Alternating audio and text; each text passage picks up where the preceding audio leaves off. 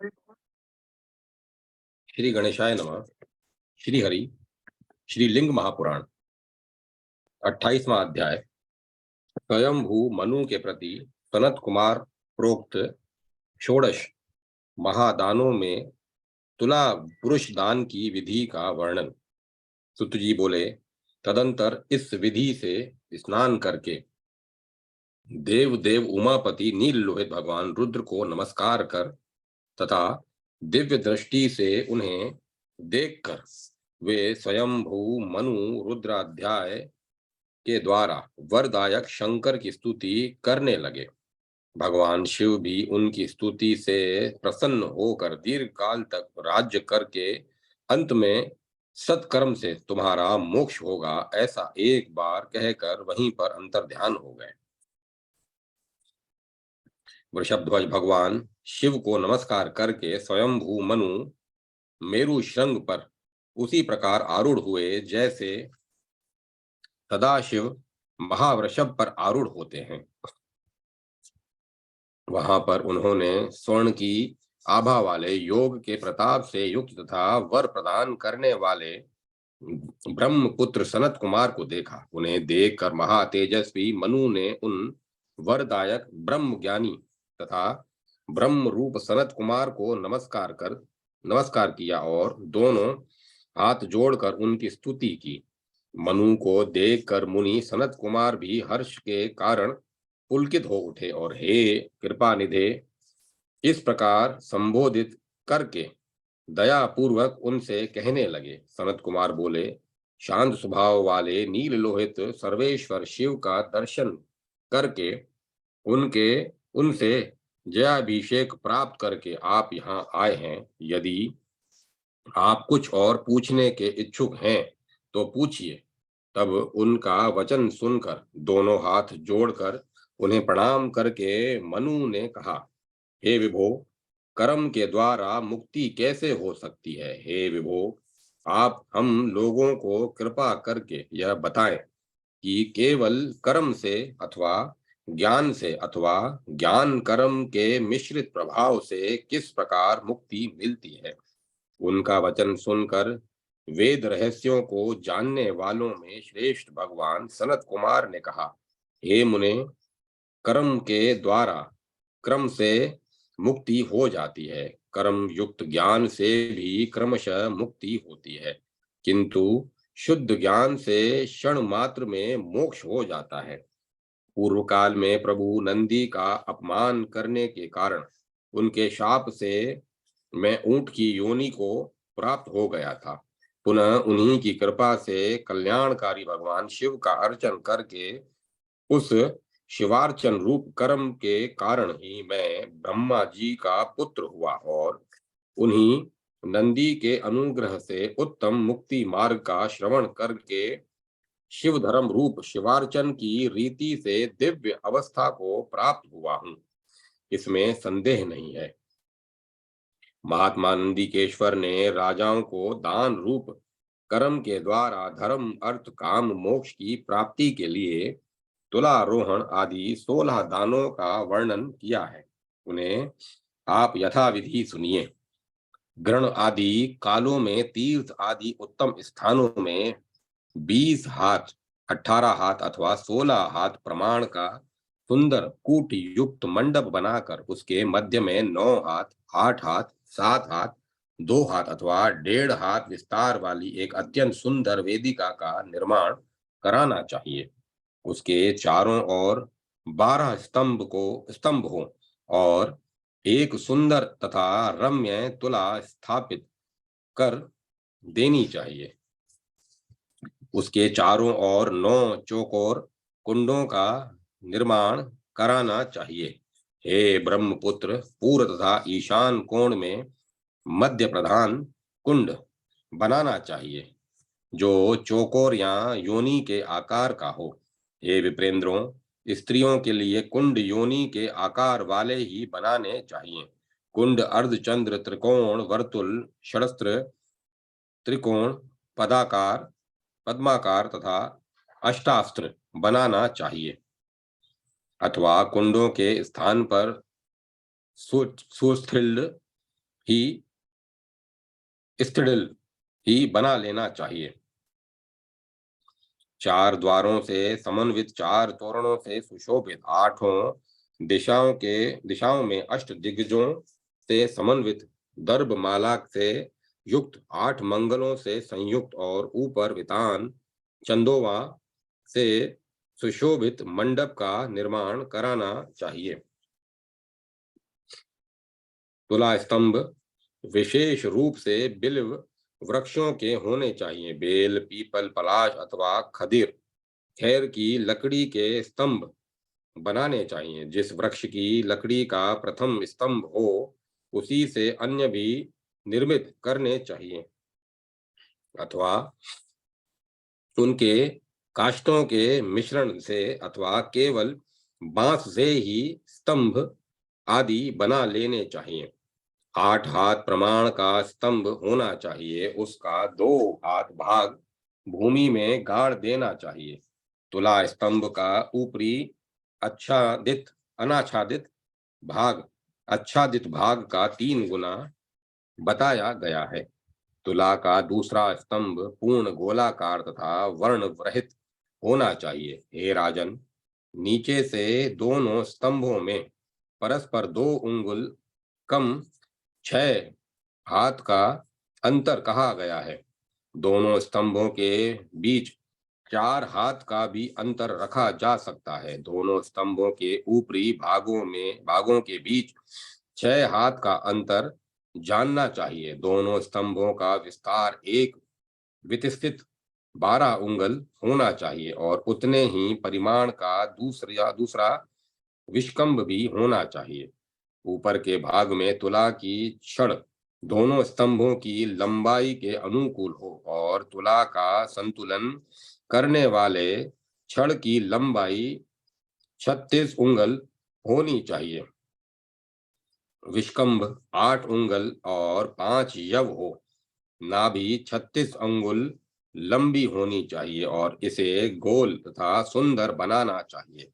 सिरे पर, मध्य में और नीचे के भाग में सोने का पट लगाना चाहिए।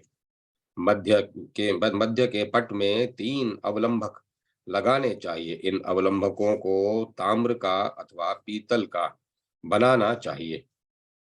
लोहे का कदापि नहीं बनाना चाहिए। पट को बीच में लगाने का अवलंब सुंदर हो तथा उसका मुख ऊपर की ओर होना चाहिए। तोरण के ऊपरी सिरे पर इसे डोरियों से विधिवत बांध लेना चाहिए। तुला के मध्य में तोरण बनाया जाता है, जो जीवा के आकार का होता है। उत्तर तथा दक्षिण के मध्य में एक दृढ़ एवं सुंदर शंकु होना चाहिए। वितान के सिरे पर दृढ़ता पूर्वक इसे भली भांति लगा देना चाहिए। हे मुने, शंकु के वलय को छिद्र युक्त बनाना चाहिए। तुला मध्य में आलंब नार्थ वितान के साथ वलय अथवा कुंडलाकृति विशेष का प्रयोग करना चाहिए। तुला के पट्टे के बीच से 9 उंगल मान में इसे दृढ़ता पूर्वक जड़ देना चाहिए। बंधने वाले पट्ट का विस्तार 5 वितिस्ती होना चाहिए। शुभ द्रव्य से 2 अन्य सुदृढ़ गोलक बनवाने चाहिए। लटकने वाली डोरी के नीचे 5 प्रादेश अंगुष्ठ तथा तर्जनी के बीच की दूरी विस्तार वाले 2 धारक पलड़े बनवाने चाहिए। इन्हें 1000 पल स्वर्ण से बनवाना चाहिए अथवा 800 अथवा 600 पलों से बनवाना चाहिए। तुला का मध्यम विस्तार 4 ताल मध्यमा से अंगुष्ठ के बीच की दूरी प्रमाण वाला बनाना चाहिए। कलश का विस्तार 3.5 ताल का बनाने का विधान है। वहां पर एक विस्तृत पात्र बांधना चाहिए। उसे 3 अथवा 6 अवधुति प्रमाण वाला कहा जाता है। वह 4 छिद्रों से युक्त हो तथा प्रत्येक छिद्र 1 उंगुल प्रमाण का हो। वह छिद्र श्वेत तथा शुद्ध द्रव्यों से युक्त कुंडलों से समन्वित हो। प्रत्येक कुंडल में जंजीर बांध देनी चाहिए। कुंडल में बंधी हुई जंजीर को तुला दंड के अवलंब वलय से जोड़ देना चाहिए। भूमि से प्रादेश मात्र अथवा 4 उंगल छोड़कर पलड़ों को लटकाना चाहिए। पुरुष प्रमाण फैलाने पर दोनों हाथ के बीच की दूरी वाले 2 सुंदर घट बनाने चाहिए और उन दोनों को बालू से भरकर उसमें शिव की स्थापना करनी चाहिए। 2 हाथ गहरे खड्डे में उन घटों को प्रयत्न पूर्वक स्थापित करना चाहिए और गड्ढों के रिक्त भाग को चारों ओर से बालू से इस प्रकार भर देना चाहिए कि वे स्थिर हो जाएं। अब परम रहस्य की बात सुनिए। वेदी के ऊपर 8 उंगल प्रमाण वाला मांगलिक अंकुरों से सुशोभित, फल पुष्पों से परिपूर्ण एवं धूप दीप से समन्वित परिमंडल बनाना चाहिए। वेदी के मध्य में दर्पण के उदर भाग के समान मंडल बनाना चाहिए। पहले 4 द्वारों से युक्त शोभा तथा उपशोभा से संपन्न एवं कर्णिका केसर से समन्वित मंडल की रचना करनी चाहिए। उसे नानाविध रंगों से युक्त अथवा 5 रंगों से बनाना चाहिए। मंडल के पूर्व दिशा में वज्र, अग्नि कोण में उज्ज्वल शक्ति, दक्षिण में दंड, नेतृत्व कोण में खड्ग, पश्चिम में पाश, वायव्य कोण में ध्वज, उत्तर में गदा और ईशान कोण में शूल तथा शूल के वाम भाग में चक्र एवं दक्षिण भाग में पद्म की रचना करनी चाहिए। इस प्रकार आयुधों की रचना करके बाद में होम कर्म करना चाहिए। प्रधान होम गायत्री मंत्र से करना चाहिए। इसके बाद ओम शक्राय स्वाहा, ओम वहने स्वाहा, ओम यमाय स्वाहा, ओम राक्षसेशाय स्वाहा, ओम वरुणाय स्वाहा, ओम वायवे स्वाहा, ओम कुबेराय स्वाहा, ओम ईश्वराय स्वाहा, ओम विष्णवे स्वाहा तथा ओम ब्रह्मणे स्वाहा। इन मंत्रों को बोलकर विधि पूर्वक हवन करना चाहिए।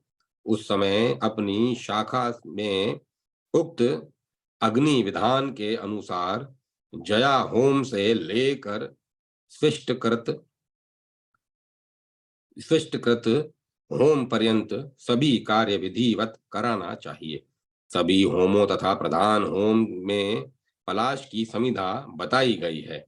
इस मंत्र से 21 आहुतियां देकर होम कराना चाहिए। अयंत इदम आत्मा जात वेद स्तनेध्यस्य वर्धस्व चेद्वर्धय चास्मान प्रजाया पशु भी ब्रह्म वर्चस्सेना ननोधोन समेध्य स्वाहा भू स्वाहा भुव स्वाहा स्व स्वाहा भूर्भुव स्वाहा स्व स्वाहा भूर्भुव स्व स्वाहा। समिधा होम चरु तथा घृत से यथाक्रम करना चाहिए। श्वेत अन्न का पायस तथा कृशरान ये चरु कहे गए हैं। 1000 उसका आधा 500 अथवा 108 आहुतियां देनी चाहिए।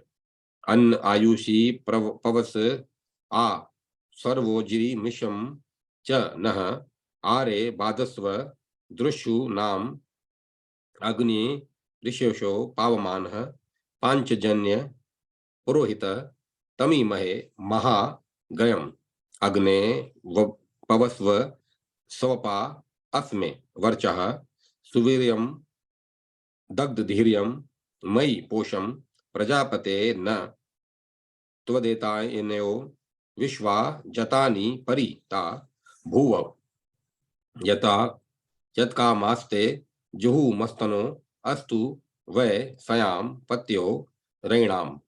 इन मंत्रों से आहुतियां प्रदान करनी चाहिए। रुद्र गायत्री मंत्र से समिधाओं के द्वारा प्रधान देवताओं के लिए हवन करना चाहिए।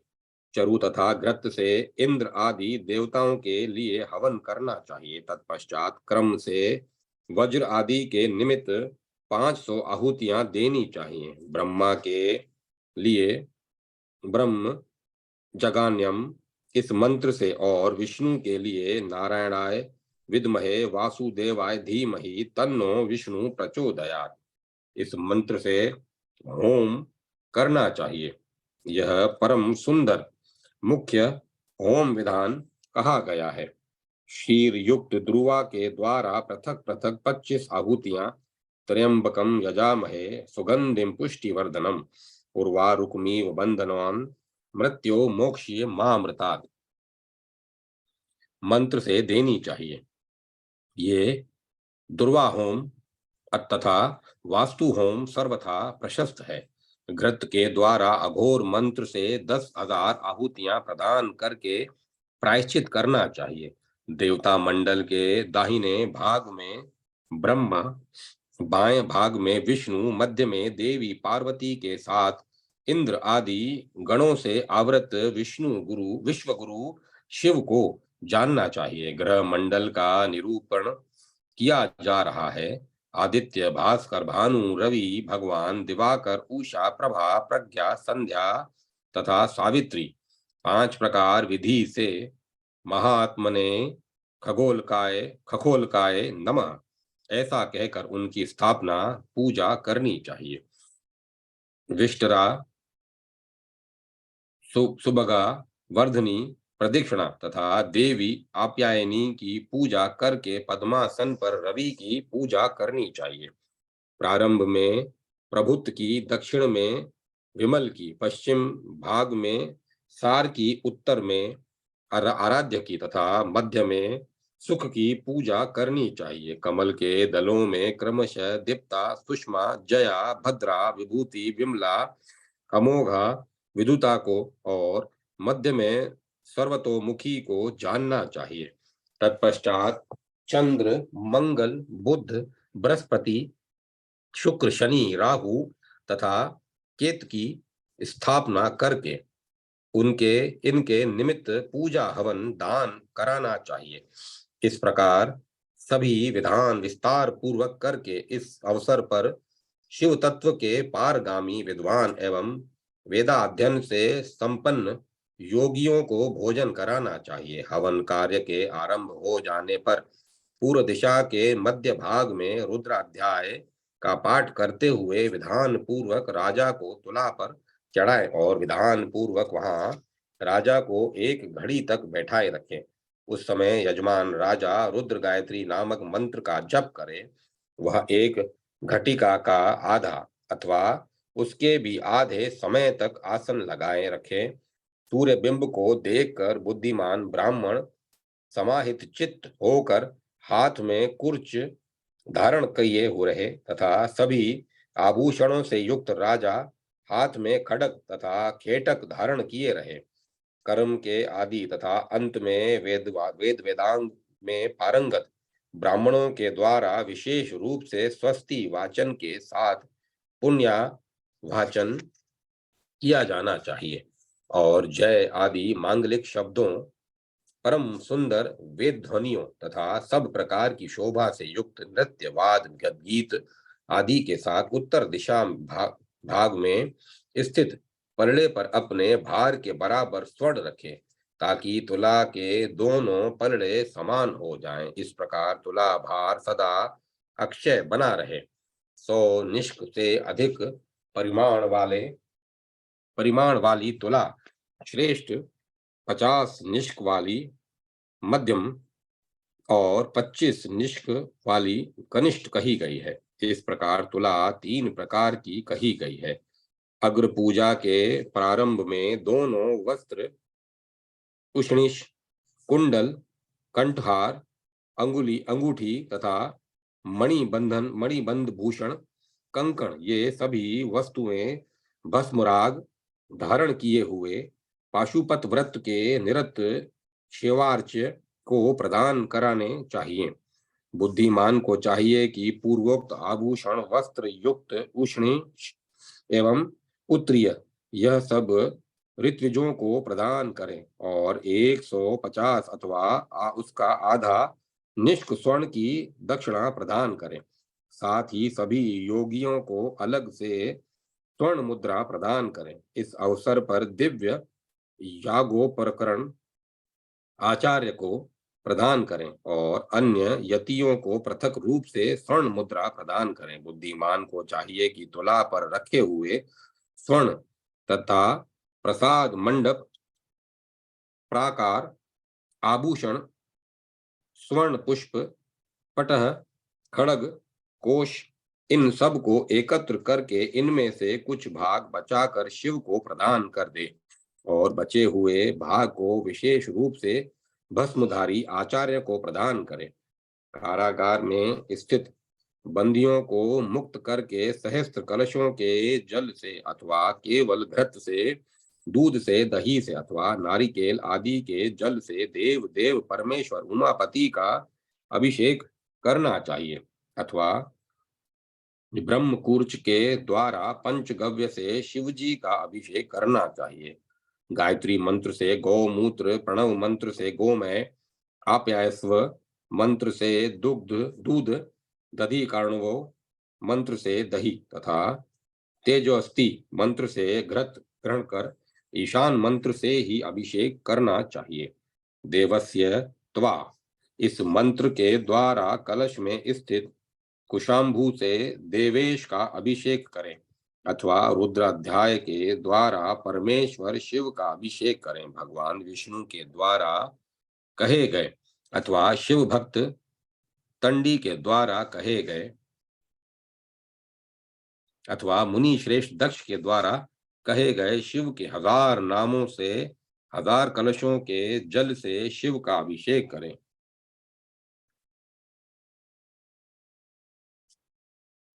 भक्ति पूर्वक अपने गुरु महादेव की सदा महापूजा करनी चाहिए और शिव पूजक को दक्षिणा प्रदान करनी चाहिए।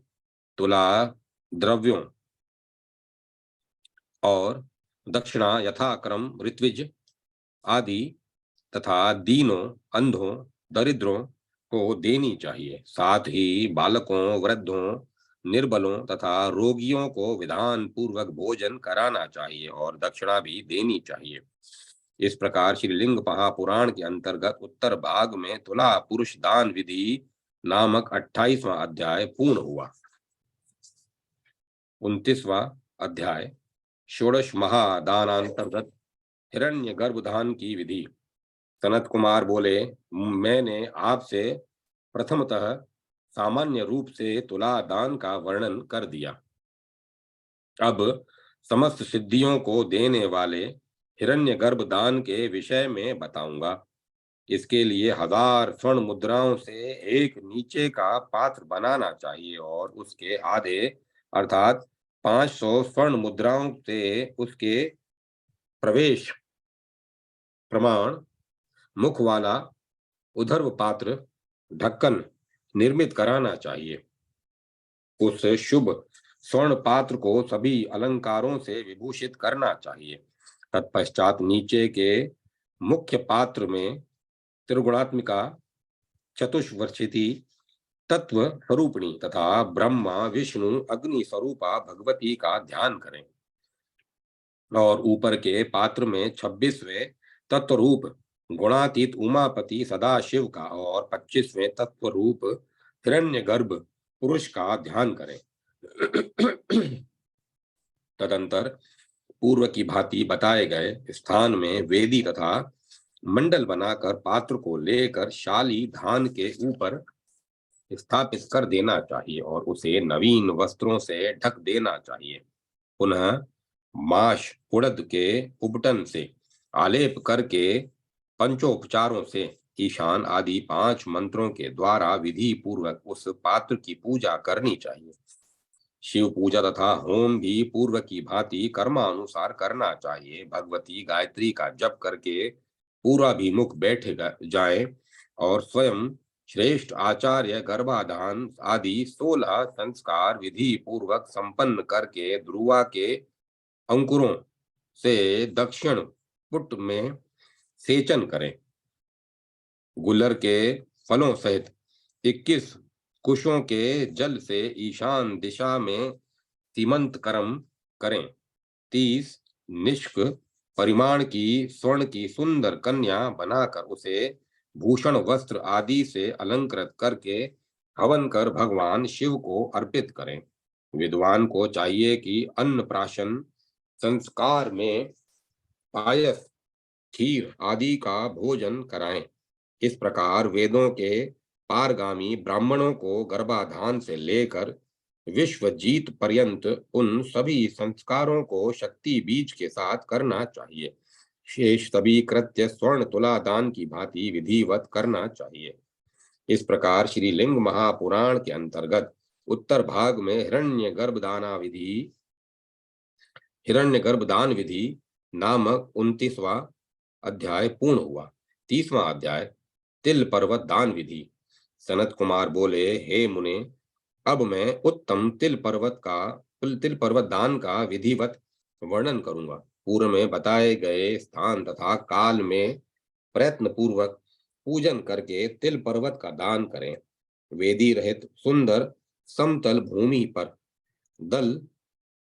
पर 10 ताल अंगुष्ठ के मध्यमा के बीच की दूरी को 1 ताल कहा जाता है। 10 ताल प्रमाण का दंड स्थापित करके जल छिड़क कर उस पर तिल राशि रखें। श्रेष्ठ ब्राह्मण को चाहिए कि पंचगव्य से उस स्थान का प्रोक्षण करें। तदंतर विद्वान पूर्वत चारों ओर गोल मंडल बनाएं। नए वस्त्रों को रखकर उस पर सुंदर पुष्प बिखेर कर वहां तिल के बीजों के भारों का ढेर लगाएं। तिल राशि स्थापित किए गए दंड से प्रादेश मात्र उस पर हो तो उसे उत्तम कहा गया है।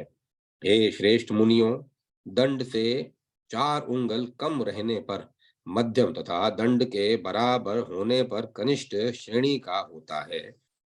तिल के ढेर को दंड से नीचे नहीं करना चाहिए। इस तिल पर्वत को नवीन वस्त्रों से चारों ओर से लपेट कर क्रम से पूजन करना चाहिए। वहां सघो जात आदि पंच ब्रह्मों को क्रम से स्थापित करके विधि पूर्वक उनकी पूजा करनी चाहिए। पूर्व में कही गई मूर्तियों को 8 दिशाओं में क्रम से स्थापित करना चाहिए। प्रत्येक मूर्ति को 3 निष्क स्वर्ण से निर्मित कराना चाहिए। तुला भार के कृत्य की भांति इसमें दक्षिणा देनी चाहिए। हे श्रेष्ठ मुनियों, इस दान के पूर्व की भांति यथावत होम करना भी बताया गया है। लोकपालों से आवृत तिल पर्वत के मध्य में विराजमान तथा तिल पर्वत रूपी देव देवेश्वर शिव का पूजन करना चाहिए। 1000 कलशों से शिव की अर्चना करनी चाहिए। अपने इष्ट जनों को तिल के मध्य में स्थित देवादिदेव उमापति का दर्शन कराना चाहिए। इस प्रकार विधि पूर्वक उनका पूजन करके विसर्जन करना चाहिए। तत्पश्चात उस तिल पर्वत को धनहीन श्रोत्रिय ब्राह्मण को दिला देना चाहिए। इस प्रकार मैंने आपसे तिल पर्वत के दान का वर्णन कर दिया। यह सभी दानों में श्रेष्ठ है।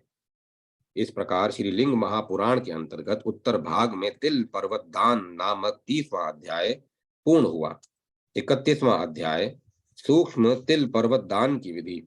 सनत कुमार बोले, अब एक अन्य सूक्ष्म तिल पर्वत के दान के विषय में बताता हूं, जो व्यय में अल्प द्रव्य वाला किंतु महान फल प्रदान करने वाला है। जब भी व्यक्ति द्रव्य से संपन्न हो जाए तब इस पवित्र कृत्य को करे। बुद्धिमान पुरुष को गोमय से विधिवत लीपी गई भूमि पर वस्त्र बिछाकर उसके मध्य में 3 भार विशुद्ध तिल स्थापित करना चाहिए। तदंतर कर्णिका तथा केसर से युक्त स्वर्ण का अष्टदल कमल बनाना चाहिए। इसे 10 निष्क अथवा उसके आधे अथवा उसके भी आधे प्रमाण वाले स्वर्ण से निर्मित करना चाहिए। इस अष्टदल कमल को तिल के मध्य रखना चाहिए और कमल के बीच शिव जी की विधिवत आराधना करके उनकी वामदेव आदि मूर्तियों की पूजा करनी चाहिए। 3 निष्क स्वर्ण के द्वारा शक्ति की प्रतिमा बनानी चाहिए। इसी प्रकार 8 दिशाओं में अष्ट विनायकों की स्थापना करनी चाहिए। पूर्व में कहे गए 3 निष्क स्वर्ण से विघ्नेश्वरों की भी प्रतिमा बनानी चाहिए। विधि पूर्वक गंध पुष्प आदि के द्वारा क्रम से उनकी पूजा करके दानादि शेष क्रियाएं पूर्वोक्त क्रम से करें। इस प्रकार श्री लिंग महापुराण के अंतर्गत उत्तर भाग में सूक्ष्म पर्वत दान विधान वर्णन नामक 31वां अध्याय पूर्ण हुआ। 32वां अध्याय स्वर्ण पृथ्वी महादान विधि। सनत कुमार बोले, अब मैं स्वर्ण मेदनी दान का संक्षेप में वर्णन करूंगा। जप होम पूजा दान अभिषेक आदि कृत्य पूर्वोक्त देश काल में पूर्व की भांति मुनियों के द्वारा संपन्न कराए जाने चाहिए। यह कार्य पूर्व कथित लक्षण की भांति कुंड में या मंडल में किया जाना चाहिए। 1000 स्वर्ण मुद्राओं से अथवा उसके आधे से दिव्य पृथ्वी का आकार बनाना चाहिए। उसे चौकोर अत्यंत सुंदर तथा 1 हाथ लंबी चौड़ी बनाएं। वह 7 द्वीपों समुद्रों तथा पर्वतों से घिरी हुई हो, सभी तीर्थों से युक्त हो तथा मध्य में मेरु से सुशोभित हो। मध्यम भाग में 9 खंडों के साथ जम्बू द्वीप का निर्माण करें। मंडल में वेदी के मध्य पूर्व की भांति संपूर्ण कृत्य करें। सहस्त्र स्वर्ण मुद्राओं के 7वें भाग को शिव भक्त को विधि पूर्वक देना चाहिए। इसमें दक्षिणा पूर्व की भांति बताई गई है। 1000 कलश आदि के द्वारा कल्याणकारी भगवान शिव की पूजा करनी चाहिए। इस लिंग पुराण में कहा गया स्वर्ण मेदनी दान अत्यंत श्रेष्ठ है। इसी प्रकार श्री लिंग महापुराण के अंतर्गत उत्तर भाग में स्वर्ण मेदिनी दान नामक 32वां अध्याय पूर्ण हुआ। 33वां अध्याय कल्प पाद पदान विधि। सनत कुमार बोले, अब मैं उत्तम कल्प वृक्ष दान का वर्णन करूंगा। 100 निष्क स्वर्ण से सभी शाखाओं से युक्त एक कल्प वृक्ष बनाकर उसकी समस्त शाखाओं में मोतियों की माला लटकाकर दिव्य मरकत मणि से अंकुर का अग्रभाग बनाए। विद्वान को चाहिए कि प्रवाल मूंगे से वृक्ष का किसलय बनाए और उसमें चारों ओर पद्मराग मणियों से फल बनाए। नील मणि से उस वृक्ष का मूल, हीरे से सुंदर स्कंद, तना वैदुर्य मणि से वृक्ष का अग्रभाग और पुष्पराग पुखराज से मस्तक बनाए। हे सुवर्त, गोमेद से वृक्ष का कंद और सूर्यकांत चंद्रकांत अथवा स्फटिक मणि से वृक्ष के चारों ओर वेदी बनाए। कल्प वृक्ष की ऊंचाई 1 वितिस्त 12 उंगल कही गई है। उसकी 8 शाखाओं का विस्तार इतने ही प्रमाण वाला होना चाहिए। उस वृक्ष के मूल में लोकपालों सहित शिवलिंग की स्थापना करनी चाहिए।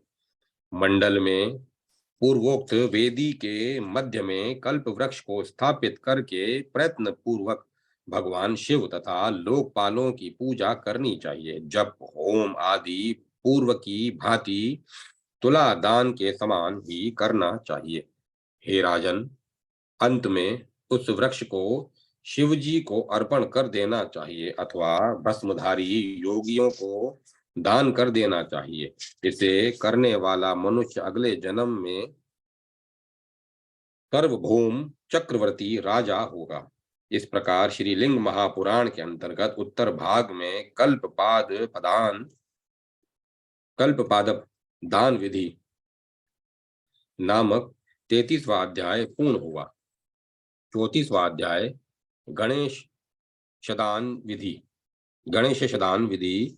सनत कुमार बोले, अब मैं गणेश शदान का वर्णन करूंगा। पूर्व में बताई गई रीति से निर्मित किए गए मंडप में लोकपालों सहित देव देवेश्वर सदा शिव का पूजन करके 10 निष्क स्वर्ण से 8 दिक्पालों की प्रतिमा बनाकर उन्हें यथा शास्त्र सभी आभरणों से विभूषित करके विधि पूर्वक उनका पूजन 8 दिशाओं में 8 कुंडों में पंचावरण मार्ग से तथा परंपरा क्रम से पूर्व की भांति होम करना चाहिए। तत्पश्चात 7 विप्रों की तथा उत्तर दिशा में एक कन्या की विधि पूर्वक पूजा करके अनुक्रम से अपने अपने देवता मंत्रों से सभी देव प्रतिमाओं का दान कर देना चाहिए। इस प्रकार दान करके मनुष्य सभी पापों से मुक्त हो जाता है, इसमें संदेह नहीं है।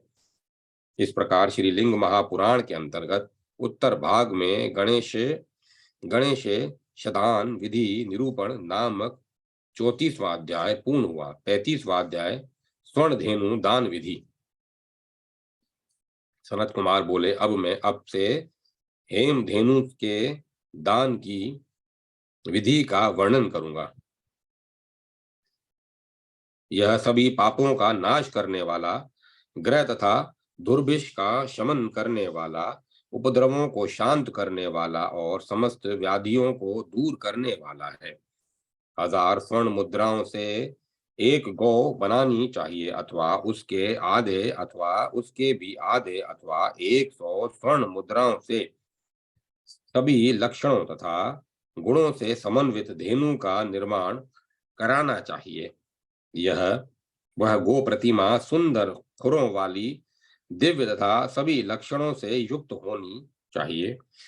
हे श्रेष्ठ मुनियों, खुरों के अग्रभाग में हीरा तथा सींगों में पद्मराग लगाना चाहिए और दोनों बोहों के मध्य में दिव्य मोती लगाना चाहिए। वैदुर्य मणि से स्तनों को तथा नील रत्न से शुभ पुच्छों को भूषित करना चाहिए। दंतों में परम सुंदर पुष्पराज लगाना चाहिए। साथ ही 10 निष्क स्वर्ण से गाय की भांति एक सुंदर बछड़ा बनवाकर उसे भी रत्नों से विभूषित करना चाहिए। तत्पश्चात सर्व तत्वविद पुरुष को चाहिए कि पूर्व में बताई गई विधि से निर्मित वेदिका के मध्य मंडल बनाकर उसके मध्य में बछड़े सहित धेनु को रखकर बछड़े सहित उस गौ को 2 वस्त्रों से वेष्टित कर दे और गायत्री मंत्र से बछड़े सहित उस सुरभि गौ की पूजा करे। इसके बाद अग्नि विधान से समिधा तथा ग्रत से विधि पूर्वक होम करना चाहिए। शेष कार्य पूर्व की भांति करना चाहिए। तत्पश्चात शिवलिंग को घृत आदि से स्नान कराकर शिव पूजा करनी चाहिए। तदंतर गौ का स्पर्श करके गायत्री मंत्र का उच्चारण कर उस मंगलमयी धेनु को शिव को अर्पण कर देना चाहिए। हे महामते, 30 निष्क स्वर्ण की दक्षिणा भी देनी चाहिए। इस प्रकार श्री लिंग महापुराण के अंतर्गत उत्तर भाग में हेमधेनु दान विधि निरूपण नामक 35वां अध्याय पूर्ण हुआ। 36वां अध्याय ऐश्वर्यप्रद महालक्ष्मी दान विधि। सनत कुमार बोले, अब मैं महान ऐश्वर्य की वृद्धि करने वाले लक्ष्मी दान का वर्णन करूंगा। पूर्व की भांति बताए गए विधान से निर्मित मंडप में बनाई गई वेदी के ऊपर यह दान क्रम करना चाहिए। 1000 स्वर्ण मुद्राओं अथवा उसके आधे अथवा उसके आधे अथवा 108 स्वर्ण मुद्राओं से विधि पूर्वक अनुपम तथा सभी लक्षणों से युक्त श्री देवी प्रतिमा बनाकर उन लक्ष्मी जी को सभी अलंकारों से विभूषित करके मंडल में स्थापित करना चाहिए। उनके दक्षिण भाग में स्थडिल के ऊपर श्री विष्णु का पूजन करना चाहिए। श्री सूक्त से विधान पूर्वक सुरेश्वरी की पूजा करके विष्णु गायत्री से विश्व गुरु भगवान विष्णु की पूजा करनी चाहिए। देवी की विधि पूर्वक आराधना करके पूर्व की भांति होम करना चाहिए। सर्वप्रथम विधि पूर्वक समिधा से हवन करके बाद में श्रेष्ठ ब्राह्मणों को घृत की पृथक 108 आहुतियां आहुति प्रदान करनी चाहिए। तत्पश्चात यजमान को बुलाकर उन देवी के पूर्व दिशा भाग में उसे बिठाकर उन देवी का दर्शन कराना चाहिए। वह यजमान भी पृथ्वी पर देवी को दंडवत प्रणाम करे। यह इसके बाद वहां प्रतिष्ठित विष्णु को प्रणाम करके पूर्व की भांति शिव की पूजा करनी चाहिए। आचार्य के लिए उस मूर्ति के 20वें भाग के तुल्य दक्षिणा बताई गई है। उसका आधा अर्थात 20वां भाग का आधा यथा योग्य अन्य शिव भक्तों को दान करना चाहिए। तदंतर भक्त योगी आचार्य को विशेष रूप से भगवान शिव की प्रीति के लिए होम कराना चाहिए। इस प्रकार श्री लिंग महापुराण के अंतर्गत उत्तर भाग में लक्ष्मी दान विधि निरूपण नामक 36वां अध्याय पूर्ण हुआ। 37वां अध्याय तिल धेनु दान विधि निरूपण।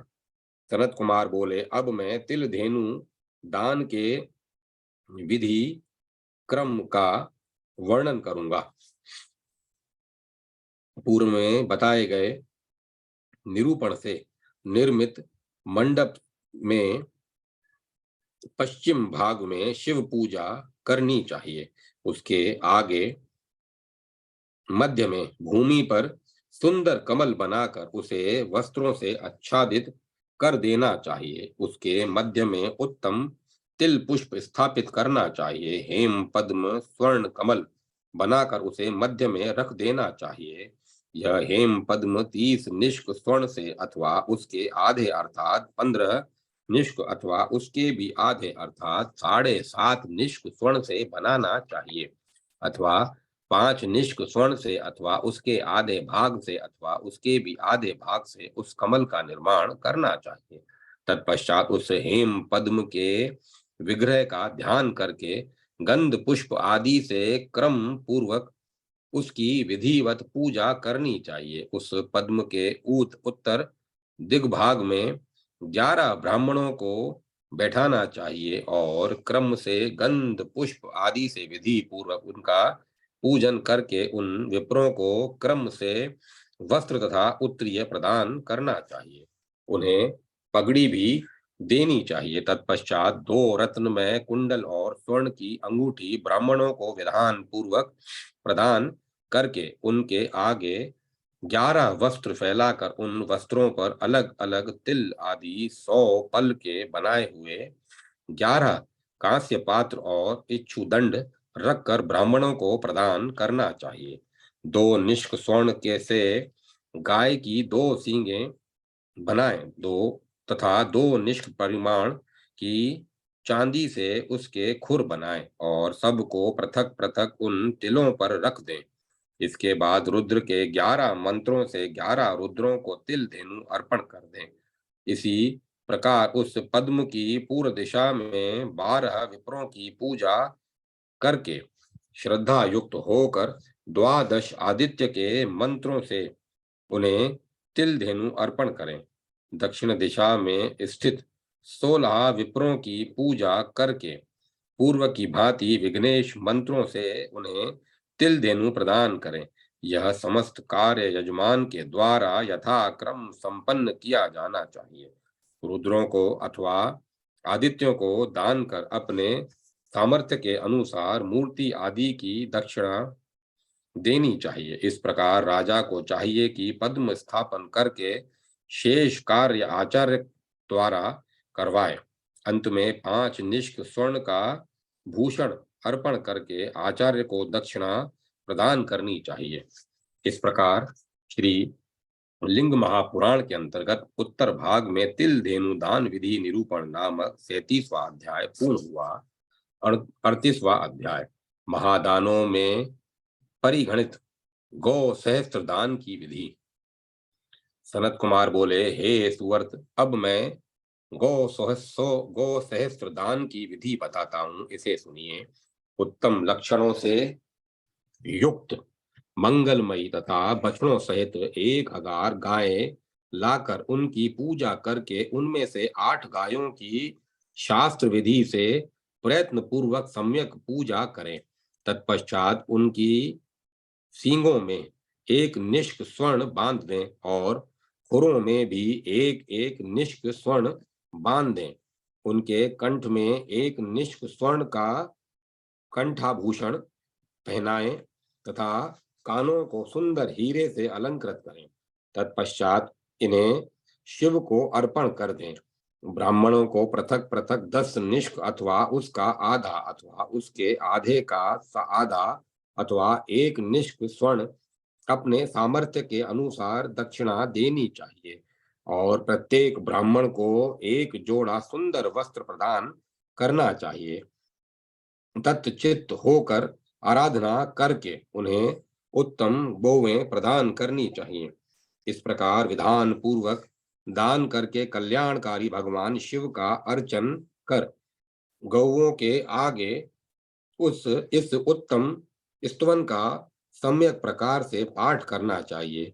गावो ममाग्रतो नित्यम गावो नः पुष्ट तस्तथा हृदय में सदा गावो गावम मध्ये वासमेयम। अर्थात गाय नित्य मेरे आगे रहें, गाय हमारे पीछे की ओर रहें, गाय सदा मेरे हृदय में रहें और मैं गायों के मध्य निवास करूं। ऐसा पाठ करके श्रेष्ठ ब्राह्मणों को गायें प्रदान कर उनकी प्रदक्षिणा करें। इस प्रकार से दान करने वाला मनुष्य उन गायों के शरीर में विद्यमान रोमों की संख्या के बराबर वर्षों तक स्वर्ग लोक में प्रतिष्ठा प्राप्त करता है। इस प्रकार श्रीलिंग महापुराण के अंतर्गत उत्तर भाग में गौ सहस्त्र प्रदान नामक 38वां अध्याय पूर्ण हुआ। 39वां अध्याय हिरण्याक्ष दान विधि। हिरण्याक्ष दान विधि। सनत कुमार बोले, अब मैं विजय की प्राप्ति कराने वाले हिरण्याक्ष दान की विधि बताता हूँ। हे सुवर्त, अश्वमेध यज्ञ से भी श्रेष्ठ इस दान का वर्णन कर रहा हूँ, आप सुने। 1008 अथवा 108 निष्क स्वर्ण से एक अश्व का निर्माण करके उसे सभी शुभ लक्षणों से संपन्न, समस्त अलंकारों से सुशोभित, पंच कल्याण संपन्न, श्वेत वर्ण के चारों पाद तथा श्वेत वर्ण के मुख वाला और दिव्य आकृति वाला बनाना चाहिए। साथ ही सभी शुभ लक्षणों से युक्त समस्त अंगों वाला तथा सभी प्रकार के आयुधों से सुशोभित एक उत्तम इंद्ररथ बनाकर उसके अग्रभाग में मध्य स्थान में सुंदर गुणों वाले उस अश्व को स्थापित करके उसे उच्चेश्वा अश्व मानकर मूर्ति पूर्वक भक्ति पूर्वक उसकी पूजा करनी चाहिए। इसके पूर्व दिशा भाग में वेद के पारगामी विद्वान ब्राह्मण को आसनी करके उन्हें इंद्र मानकर उनकी पूजा कर 5 निष्क स्वर्ण प्रदान करें और वह स्वर्ण अश्व विधि पूर्वक शिव भक्त विप्रों को दे दें। अपने सामर्थ्य के अनुसार स्वर्ण अश्व प्रदान करके आचार्य की पूजा करें अथवा 5 निष्क स्वर्ण प्रदान करें। तत्पश्चात दीनों, अंधों, असहायों, बालकों, वृद्धों, दुर्बलों तथा रोगियों और विशेषकर ब्राह्मणों को अन्नदान के द्वारा संतुष्ट करें। जो मनुष्य भक्ति पूर्वक इस स्वर्ण अश्व का दान करता है वह दीर्घ काल तक इंद्र तुल्य सुखों का भोग करके महान ऐश्वर्यशाली हो जाता है। इस प्रकार श्रीलिंग महापुराण के अंतर्गत उत्तर भाग में हिरण्याक्ष दान नामक 39वां अध्याय पूर्ण हुआ। अब मैं कथा को विराम देता हूँ।